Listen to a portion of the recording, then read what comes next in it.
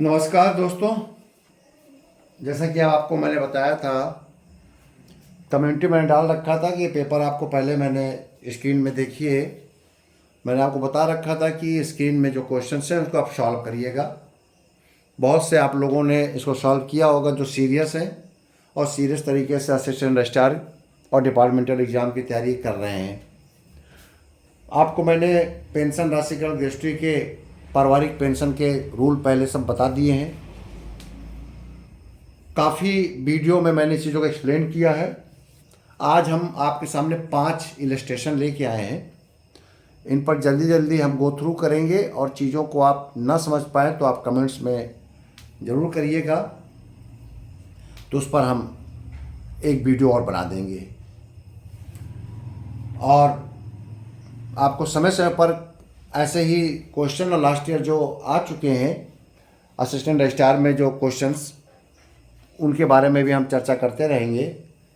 Pension के संबंध में जितने भी क्वेश्चन आए हैं टॉपिक वाइज हम आगे बढ़ते जाएंगे और उन टॉपिक पर लास्ट ईयर जो क्वेश्चन पूछे गए हैं उन पर डिस्कशन हमारा कंटिन्यू जारी रहेगा।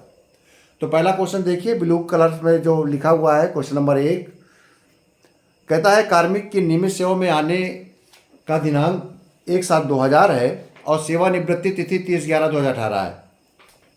अंतिम आहरित वेतन 78,000 है। महंगाई की दर 9% है। कार्मिक ने 40% राशिकरण की मांग की है, अतः पेंशन गृहस्थी राशिकरण तथा राशिकरण के बाद देय पेंशन गणना कीजिए। कार्मिक की मृत्यु 1/10/2022 को हो गई। रिटायर हुआ वो 30/11/18 को। ध्यान रहे ये अधवर्षता आयु पूरी करके रिटायर हुआ है, 60 साल की उम्र पूरी करके। इसीलिए इसका जन्म जो है कार्मिक का 15/11/1958 है। नीचे सबसे नीचे लाइन लिखा हुआ है, इसका जन्म 15/11/58 है। इसने 60 साल पूरे किए और 30/11/18 को रिटायर हुआ है। कार्मिक ने 40% राशिकरण की मांग की है। पेंशन गृहस्थी राशिकरण तथा राशिकरण के बाद देय पेंशन गणना कीजिए। कार्मिक की मृत्यु 1/10/2022 को हो गई है, यानी रिटायरमेंट के लगभग 4 साल बाद ये एक्सपायर हो गया है।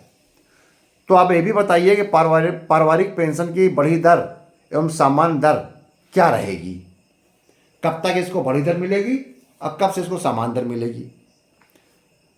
भाई किसी साथी ने पूछा था कि सर 7 वर्ष का कब तक मिलती है और कितनी आयु तक मिलती है, तो इसी प्रश्न में इसका उत्तर आएगा। गंभीरता से सुनिएगा और देखिएगा।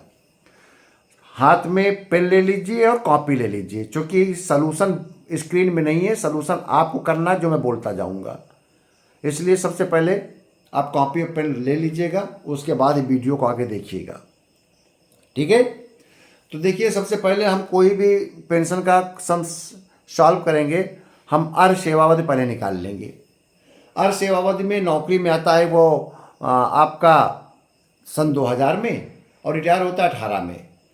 तो 30/11/18 से 1/7/2000 को हम घटाएंगे और अर्ध सेवावधि निकालेंगे तो 18 साल 4 माह 30 दिन इसकी सेवावधि आएगी। 18 माह 4 दिन 30 दिन, 4 माह 30 दिन, यानी कि 18 वर्ष 5 माह। तो लगभग 18 वर्ष 5 माह आएगा। तो आपको पता ही है कि 18 वर्ष को तो हम छमाही बदल देंगे तो 37 हो जाएगी छमाही, 36 छमाही हो जाएगी। अब 5 माह में एक छमाही होती है। अगर 3 माह पूरे हो जाते हैं साल के तो एक छमाही, और 9 माह पूरे होते हैं तो 2 छमाही। तो चूंकि इसमें 5 महीने है तो आपका एक छमाही पूरा हो रहा है, तो 37 छमाही हो गई इसकी। अब 37 छमाही, ये अर्ध सेवावधि आपको पता चली गई कि इसने 37 छमाही नौकरी किया है। 30/11/18 को रिटायर हो चुका है। तो अब हम सबसे पहले पेंशन निकाल लें।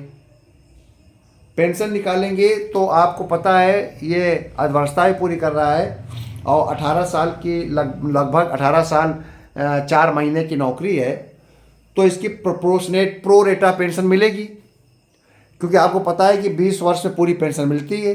20 वर्ष से अगर नौकरी कम है तो आपका फार्मूला लगेगा अंतिम आहरित वेतन गुणे अर्धकारी छमाही। अर्धकारी छमाही 37 बटे 2 गुणे 40। आप नोट करते जाइएगा, अंतिम आहरित वेतन गुणे अर्धकारी छमाही, क्योंकि गृहस्थी में अर्धकारी छमाही अधिकतम 40 लिखते हैं। तो 40 तो इसने नौकरी किया नहीं, 40 छमाही इसने नौकरी किया है 37 छमाही, तो गुणे 37 हो गया बटे 2 गुणे 40। अब 78,000 गुणे 37 बटे 80, 2 गुणे 40 करेंगे तो 80 आ जाएगा। तो 78,000 गुणे 37 बटे 80 करेंगे तो पेंशन निकल के आएगी 36,075, 36,075, 36,075 पेंशन आ जाएगी। आप कैलकुलेट कर लीजिएगा। उसके बाद अब हम बात करते हैं राशिकरण की। पेंशन में निकाल लिया, पेंशन से जुड़ी हुई चीज़ राशिकरण है, तो चलो हम राशिकरण भी गणना करते हैं। कहता है इसने 40% बेचा है। देखिए कम्यूट किया उसने 40%, पेंशन बन गई 36,075। तो राशिकरण का फार्मूला क्या होता है? पेंशन की अभ्यर्थित धनराशि, तो हम कितना सरेंडर कर रहे हैं? अब इसका 40% निकालें 36,075 का, तो 36,075 का जब 40% निकालेंगे तो आपका आएगा 14,430, यानी कि 14430, 14430 आपकी राशिकरण की वो धनराशि आएगी जो आपने अभ्यर्थित कर दिया है। तो पेंशन की अभ्यर्थित धनराशि आ जाएगी 14,430, उसको हम मल्टीप्लाई करते हैं 12 से। उसके बाद 61 वर्ष की आयु में जो वैल्यू लिखी होती है उससे मल्टीप्लाई करते हैं। तो 61 वर्ष की वैल्यू को हमेशा रख लीजिएगा 8.194, 8.194। तो 14,430 गुणे 12 गुणे 8.194, और ये भी याद रखिएगा जब 12 का हम 8.194 से गुणा करते हैं तो आता है प्रोडक्ट 98.328। बहुत से लोग शॉर्टकट में हमेशा याद कर लेते हैं, 61 साल की आयु में जो रेट होता है वो 98.328 होता है। तो 14,430 को गुणा 12 किया और फिर मल्टीप्लाई 8.194 किया, तो राशिकरण आ जा रही है 14,18,873, 14,18,873। ठीक है, ये बात क्लियर हो गई। इसके बाद अब आता है कि राशिकरण के बाद अगला क्वेश्चन है कि राशिकरण के बाद पेंशन कितनी मिलेगी। तो देखिए पेंशन आपने निकाला था 36,075, 36,075 के बाद आप जो राशिकरण आपने जो अभ्यर्पित पेंशन किया है, पेंशन को जो 40% निकाला था, 36,075 का 40% निकाला था 14,430, जो कि आपने बेच दिया, सरेंडर कर दिया है, जो आपकी कटौती 15 साल तक कंटिन्यूस रहेगी। 15 साल तक ये 14,430 रुपये नहीं मिलेगा आपको। तो आप 36,075 में से 14,430 रुपये घटा दीजिए। तो जब इसको आप घटा देंगे तो आपका आएगा 21,645।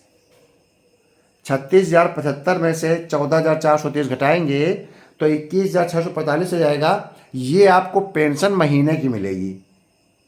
ठीक है, अब आती बात डीए की, बहुत अच्छी तरह समझ लीजिएगा। डीए हमेशा पूरी पेंशन में लगाई जाती है, यानी कि डीए हमेशा मिलेगा 36,075 रुपये में, ना कि 36,075 में से 14,430 घटाने के बाद जो धनराशि आई थी 21,645। 21,645 पर डीए नहीं लगेगा, डीए लगेगा मूल पेंशन में। मूल पेंशन बनी थी उनकी 36,075। तो 36,075 पे हम डीए लगाएंगे। डीए है 9%, क्वेश्चन में देखिए डीए 9% है, रिटायरमेंट के समय डीए 9% है, तो 9% लग के डीए पेंशन मिलेगा। तो 36,075 का 9% आएगा 3,247, 3247। अब इस 3247 को आप मासिक पेंशन में जोड़ देंगे 21,645 में, 21,645 में 3247 जोड़ देंगे, तो आपको जो मासिक पेंशन मंथली पेंशन मिलेगी वो मंथली पेंशन 24,892, 24,892, 24,892, 24,892 मिलेगी। बात समझ में आ गई। अब अगली बात कह रहा है कि 1/10/2022 को, अच्छा इसकी ग्रेच्युटी मांग रहा है। गृहस्थी की भी गणना चलिए कर लेते हैं। पहले गृहस्थी की गणना कर लेते हैं। गृहस्थी का फार्मूला क्या है? चूँकि 18 साल की इसने नौकरी किया है और आपका सिंपल है, जो रिटायरमेंट गृहस्थी होती है, अधवर्षता गृहस्थी होती है, उसका फार्मूला सामान्य है। क्या है? अंतिम परिलब्धियाँ गुणे अर्घकारी छमाही बटे 4। डेथ गृहस्थी का तो टेबल है, स्लैब बना हुआ है, लेकिन रिटायरमेंट गृहस्थी का स्लैब नहीं है। उसको आप सिंपली मल्टीप्लाई करेंगे, अंतिम परिलब्धियाँ गुणे अर्घकारी छमाही बटे 4। गुणे अर्घकारी छमाही में अधिकतम 66 से ऊपर नहीं जाएगा। आपको बता रखा है मैंने, 40 साल की नौकरी भी होगा तो 80 नहीं लिखेंगे, 66 से ऊपर नहीं लिखेंगे, और 66 से कम है तो वो लिख देंगे। तो देखिए इसकी छमाही कितनी निकाली थी आपने? 37। तो 37 छमाही निकाली थी। अब इसमें आपको क्या करना, अंतिम परिलब्धियाँ कैसे निकलेगा? पेंशन की जब अंतिम वेतन लिखते हैं और गृहस्थी के लिए अंतिम परिलब्धियाँ लिखते हैं, तो अंतिम परिलब्धियों में जब परिलब्धियाँ शब्द आए, एमोलमेंट शब्द आए, तो उसमें सैलरी और डीए जुड़ा होता है। तो 78,000 इसकी सैलरी है और 9% इसमें डीए और जोड़ दीजिए। जब 78 में 9% आप जोड़ेंगे तो निकल के 7,020 रुपये और जुड़ जाएगा। 7020, 78,000 प्लस 7020, ये जोड़ कर आ जाएगा 85,020, 85,020 इंटू 37, क्योंकि छमाही 37 थी, पर सबसे पहले आपने अर्घकारी छमाही निकाली है, और अपान 4 बटे 4। 8502 इसमें डीए जुड़ कर आया है सैलरी में, मल्टीप्लाई 37 अपान 4, तो निकल के आएगा 7,86,435। 7,86,435 ये आपकी गृहस्थी हो गई। ठीक है। अब आता है कि कार्मिक की मृत्यु 1/10/22 को हो गई। 1/10/22 को कार्मिक मृत्यु हो गई है, पूरी नौकरी करके वो मर गया है। अब इसमें आता है कि यदि व्यक्ति रिटायरमेंट के बाद उसकी मृत्यु हो जाती है तो कब तक उसको बढ़ी दर पर पेंशन मिलेगा। तो एक फार्मूला है कि मृत्यु के डेट से 7 वर्ष या उसकी उम्र 67 साल की ना हो जाए तब तक, या तो मृत्यु की डेट से 7 वर्ष हो जाए या उसकी एज 67 ईयर हो जाए। तो 1/10/22 को एक्सपायर हो गया और मैंने उसकी डेट ऑफ बर्थ लिख रखी है कार्मिक की 15/11/58। 15/11/58 में जब 67 जोड़ोगे तो आएगा 15/11/2000 आपका 2025। जब आप 67 साल जोड़ोगे तो 2025 आएगा, 15/11/2025 आ जाएगा। ठीक है। 15/11/25 तक उसकी 67 साल की आयु पूरी हो रही है। और यदि हम मृत्यु के बाद की डेट देखते हैं तो 11/10/22 में मर गया तो 7 साल जोड़ेंगे, 1/10/29 जाएगा। कार्मिक की मृत्यु से 7 साल आ रहा है 1/10/2029, 2029, और 67 साल एज जोड़ते हैं तो आता है 15 नवंबर 2025। तो कौन पहले खत्म हो रहा है? 67 साल की उम्र 15/11/2025 पहले आ रही है डेट। तो बढ़ी दर पर 2025 तक, 15/11/2025 तक उसके परिवार को बढ़ी दर पर पेंशन मिलेगी। आप सुन लीजिए, बढ़ी दर का तो मतलब होता है लास्ट पे डॉन अपान 2। बहुत अच्छी तरह गंभीरता सुनिएगा। बढ़ी दर का मतलब होता है लास्ट पे डॉन अपान 2। तो उसको वेतन 78,000 था और बटे 2 करेंगे तो आएगा 29,000। लेकिन उसकी पारिवारिक पेंशन, उसकी पेंशन बनी कितनी थी? क्योंकि 37 छमाही थी तो आधी तो हुई नहीं थी। उसकी पेंशन बनी थी 36,075। कितनी बनी थी राशिकरण से पहले? 36,075, 36,075। अपनी कॉपी में देख लीजिए। जब 36,075 बनी और अब बन रही है पारिवारिक पेंशन मरने के बाद जो पारिवारिक पेंशन का फार्मूला होता है लास्ट पे DAN/2, तो वो बन रही है जाकर 39,000। अब 36,075 से क्या ज़्यादा हो जाएगी? उसके मरने के बाद क्या ज़्यादा पेंशन मिलने लगेगी परिवार को? नहीं। एक नियम यह भी है, लिख लीजिएगा, कि बढ़ी दर पर पेंशन, लेकिन कार्मिक को जो पेंशन मिल रही थी उससे अधिक नहीं होनी चाहिए।